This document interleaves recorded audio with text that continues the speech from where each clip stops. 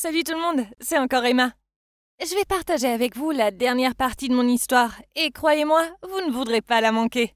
Dans la deuxième partie de mon histoire, mon plan de vengeance a vraiment commencé. Martin est parti travailler à New York pendant 3 mois et j'ai réussi à séduire Samuel. Maintenant, nous sortons ensemble et j'ai presque toutes les infos dont j'ai besoin pour faire s'effondrer la société de Sacha.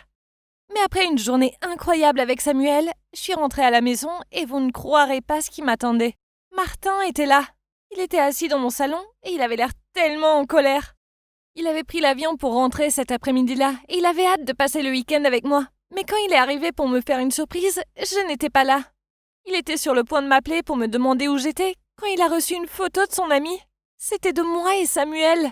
Il s'est avéré que son ami nous avait vu partager un pique-nique près du Golden Gate Bridge et avait pris en cachette une photo de nous en train de nous embrasser et l'avait envoyée à Martin. Il était en colère. Il s'est mis à me crier dessus en disant « Comment as-tu osé me tromper comme ça ?» Il avait l'air d'avoir le cœur brisé et tout ce que je pouvais faire, c'était pleurer. Je ne pouvais même pas m'expliquer, parce que la vérité était bien pire. S'il savait que c'était juste pour faire du mal à sa mère, il ne me le pardonnerait jamais. À la fin, il s'est barré, me laissant là à pleurer. Mais il fallait que je sois forte, je devais me concentrer sur ma vengeance. Je n'avais pas le temps de m'asseoir et de pleurer sur Martin. Pour l'instant, je devais le mettre de côté et essayer de ne pas penser à lui. Quand le lundi est arrivé, j'étais épuisée. J'avais à peine dormi durant tout le week-end et je ne supportais pas d'aller travailler. Mais je n'avais pas le choix. La journée a traîné en longueur et à 17h, j'ai attendu que tout le monde soit parti. Puis je suis allée au bureau de Samuel. Je lui ai fait un câlin et il a commencé à me masser le cou. Il m'a dit « Bébé, t'as l'air fatigué. » Qu'est-ce qu'il y a ? J'ai répondu en disant « Non, ça va. En fait, je vais beaucoup mieux maintenant que je t'ai vu. » Bien que je ne dirais pas non à une tasse de café. Bien sûr, Samuel y est allé avec joie et m'en a fait un. Et dès qu'il est sorti de la pièce, j'ai couru à son bureau et j'ai commencé à fouiller pour trouver les documents. Mais je ne les trouvais nulle part. Les avait-il mis dans un tiroir ? J'ai rapidement vérifié, mais pendant que je faisais ça, Samuel est revenu dans la pièce. « Emma, qu'est-ce que tu fais ?» J'ai eu la peur de ma vie et je me suis levée en disant « Oh, rien, je t'ai juste arrangé ton bureau. C'est un vrai désordre. » À ce moment-là, mon téléphone s'est mis à sonner. Je voulais le prendre, mais Samuel l'a eu en premier. Oh non! Soudain, son visage a changé en lisant mon message. Puis il a dit « Qu'est-ce qui se passe, Emma? Tu ferais mieux de t'expliquer rapidement. » Il m'a rendu mon téléphone, et je n'arrivais pas à y croire. C'était mon ancienne collègue, Amy, qui me demandait si j'avais eu le dernier document pour montrer comment l'application avait été montée. Je me sentais tellement mal, et je savais que je ne pouvais plus mentir. J'ai regardé Samuel et, en larmes, je lui ai tout raconté. Samuel, je sais que tu vas probablement me détester après que je te dise ça. Et je ne t'en veux pas, mais s'il te plaît, écoute-moi. Sacha est une femme méchante. Elle était en fait la maîtresse de mon père quand j'étais enfant. Et elle a déchiré ma famille. Je suis vraiment désolée, Samuel. Mais je suis en fait fiancée à Martin, le fils de Sacha. J'ai pris ce travail uniquement parce que je voulais trouver une chance de ruiner son entreprise et sa vie. Dès que j'ai vu que Sacha s'intéressait à toi, j'ai décidé d'essayer de te séduire, afin que je puisse lui faire savoir ce que ça fait lorsqu'elle perd quelqu'un qu'elle aime. Ensuite, en t'utilisant, j'apporterai toutes les informations confidentielles à... Je suis tellement désolée, Samuel. Le temps que je finisse de lui dire, je pleurais tellement que je pouvais à peine respirer, et je savais que Samuel serait profondément en colère. Mais au lieu de ça, quelque chose de fou s'est produit. Il est venu et m'a pris dans ses bras. Il m'a dit de me calmer, puis il m'a dit « La vengeance est inutile, Emma.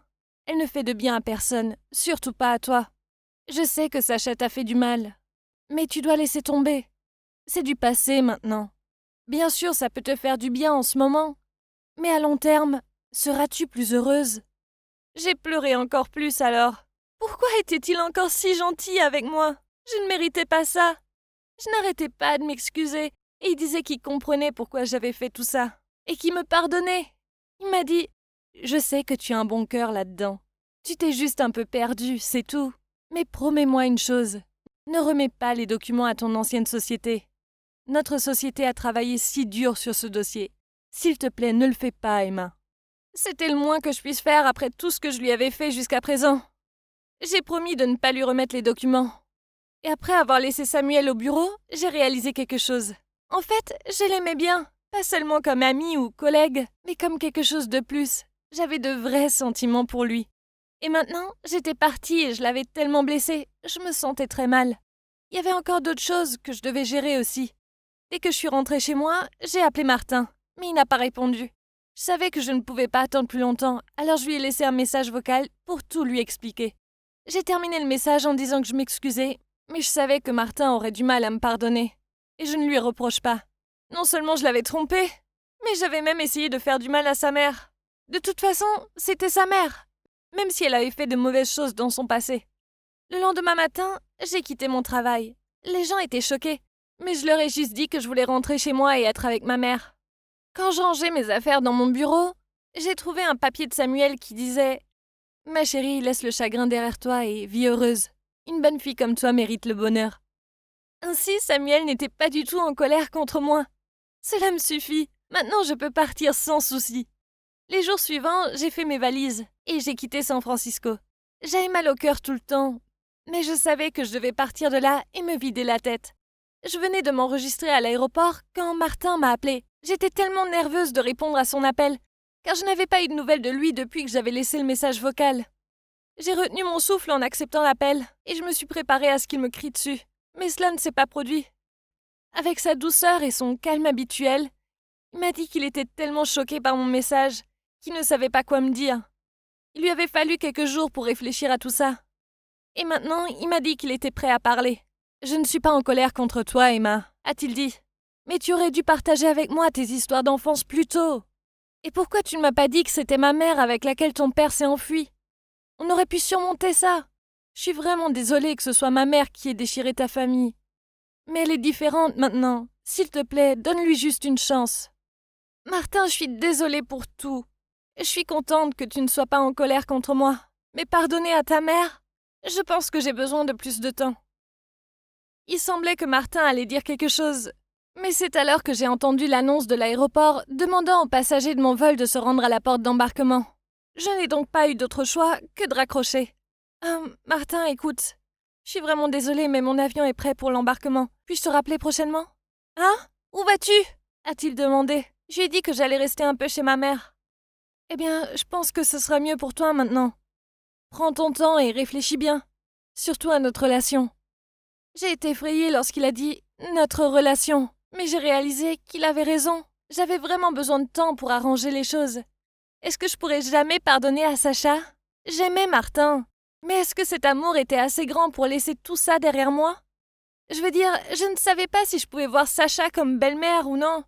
Et comment ma mère réagirait à ça? Je suis montée dans l'avion et je me suis assise.